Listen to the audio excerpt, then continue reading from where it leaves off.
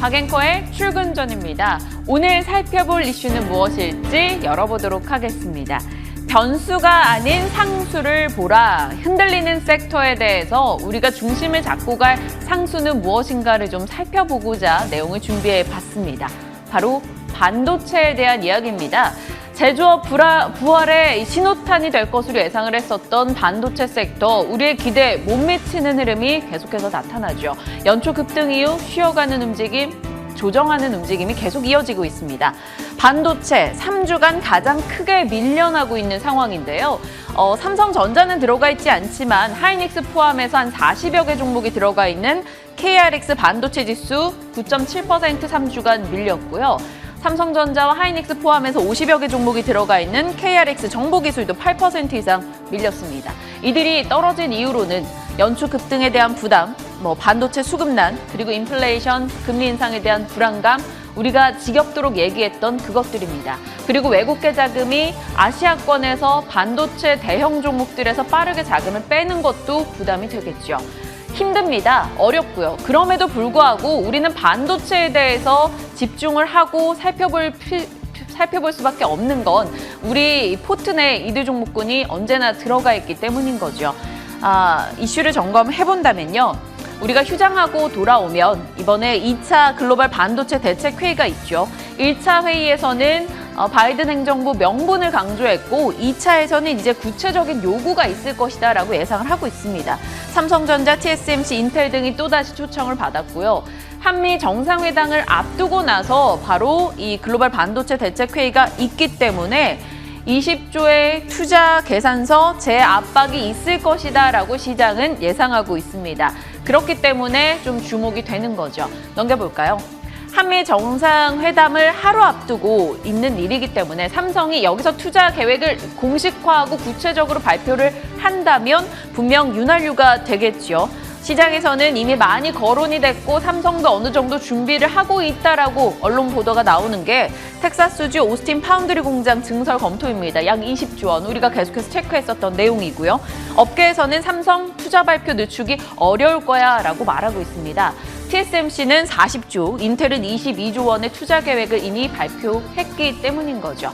자, 삼성도 투자 계획을 내놓지 않을까 시장은 기대하고 있습니다. 미국의 압박 때문에요. 미국은요, 왜 이렇게 최근 들어서 반도체에 더욱더 집착해 나가는 걸까요? 반도체가 이 자동차 산업에서 공급 문제를 야기하고 있기 때문에, 그리고 중국의 반도체 산업 성장을 미국은 견제하고 있기 때문입니다. 반도체 생산의 75%가 동아시아에 편중되어 있다 보니까 만약에 동아시아권이 중국 세력이 된다면, 그리고 이쪽에서 무력 충돌이 있다면 미국 측에선 이걸 계속 고민을 하는 거죠. 그러면 그들의 반도체 공급이 크게 차질을 빚게 되니까 반도체 공급을 자기네 자국 내에서 해결해 하고 싶은 겁니다. 그래서 반도체에 대한 집착을 많이 보이는 거죠. 그렇다면 이러한 글로벌 패권 다툼 중앙에 반도체가 들어가 있다면 흔들리지 않는 상수는 무엇이 될까요? 보시죠. 변수가 아닌 상수. 바로 미국이든 한국이든 중국이든 대만이든 결국에는 모두가 반도체가 핵심이라는 걸 깨달았다라는 겁니다. 반도체는 전략물자로 인정받았고 반도체 경쟁력을 갖고 있는 건 결국 국가 경쟁력이 강하다라는 걸 확인할 수 있다는 거죠. 그래서 자국 내로 제조업이 회귀한다는 리슈어링. 지금 미국에서 유난히도 집착하는 이 부분이죠. 그리고 결국 그로 인한 대규모 설비 투자가 진행이 될 것이다라는 겁니다. 그럼 이 가운데서 이 반도체 상수에서 수혜를 볼 만한 쪽은 당연히 반도체 장비나 소재 쪽이 되겠죠. 보통 이 사이클상 장비가 먼저니까 오늘은 장비 쪽에 대한 이야기 좀 나눠보겠습니다. 결국 미국이 이렇게 반도체에 열을 올리면 중국도 가만히 있지 않을 것이고 반도체 장비주는 분명한 호재가 될 것이다. 시장에서 많이들 이야기가 나왔죠. 그래서 오늘은 장비주에 대해서 이야기하고자 거창하게 이렇게 썰을 풀었습니다. 어느 쪽이든 필요한 장비. 그러면 장비주 공부하려면 참 어렵죠. 전 공정과 후 공정으로 나뉘기 때문입니다. 반도체 장비에 대해서 좀 살펴보면 내년도에는 반도체 장비에 대한 투자가 어마어마하게 늘어날 것으로 예상이 됩니다. 79조 원 규모, 전 분야로 사상 최대 투자가 이루어질 것이다라고 시장에서는 이야기하고 있습니다. 그렇기 때문에 우리는 장비에 대해서 좀 공부할 필요가 있을 것 같아요. 살펴보실까요? 전공정 장비, 후공정 장비 나누죠. 보통 반도체 전공정은 웨이퍼에 반도체를 새기는 작업을 전공정이라고 하고요. 후공정은 만들어진 반도체를 패키징하고 테스트하는 작업들을 후공정이라고 합니다. 조금 더 자세하게 공정별로 들어가 볼까요? 어려웠습니다. 이거 알아내느라고요. 반도체 장비 구분하면 전공정에서는 웨이퍼에다 빗으로 회로를 그리는 노광 작업이 있고요. 그 회로대로 잘라내는 식각 작업이 있고 그 뒤로 편편하게 맞추는 연마, 깨끗하게 하는 세정, 증착, 열 처리, 분석 등의 과정이 있습니다. 후공정에서는 그렇게 생산된 웨이퍼에다가 패키징하고 테스트하는 과정이 들어가 있죠. 그런데 이 전 공정 부분에 관련한 기업들을 다 정리하려고 보니까 너무나 많은 거예요. 그래서 어떤 식으로 나눠볼까 한 페이지에 담기지도 않아서 고민하다가 추려낸 건 이겁니다. 반도체 전 공정 장비에서 3대 핵심 과정이 바로 노광과 식각, 증착이 있습니다. 그래서 이들 장비주가 규모도 금액별로 가장 크다고 해요. 그래서 골라냈습니다.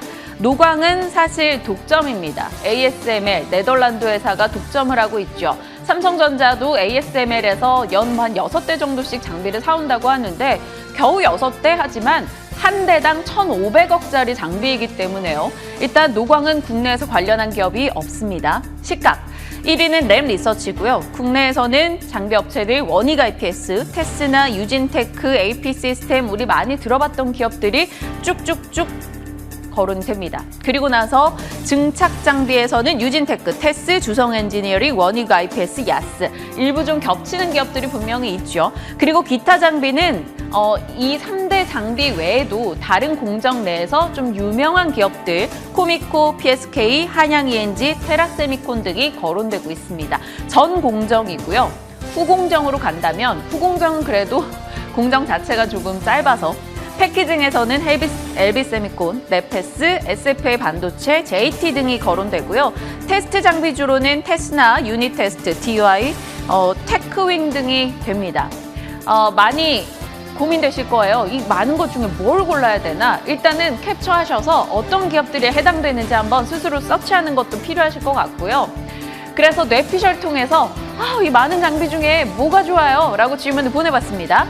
한상혁과장, 유한타증권에서 유진테크 가장 좋아합니다. 라고 의견 내셨어요. 삼성전자약 매출 증가, 장비 국산화에 따른 최대 수혜주가 될 겁니다. 라고 이야기해 주셨고요. 한국투자의 김민진 팀장님께 연락드렸더니 원익 IPS와 유진테크 정도가 눈에 띄죠. 종목들 다 비슷비슷한데 그중에서 큰 종목들 위주로 봐야 합니다. 라고 의견이 나왔습니다.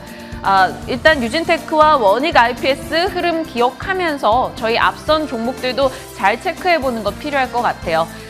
반도체 쪽에 대한 걸 준비하다 보니까 이런 생각이 들었습니다. 끝으로 넘겨볼까요?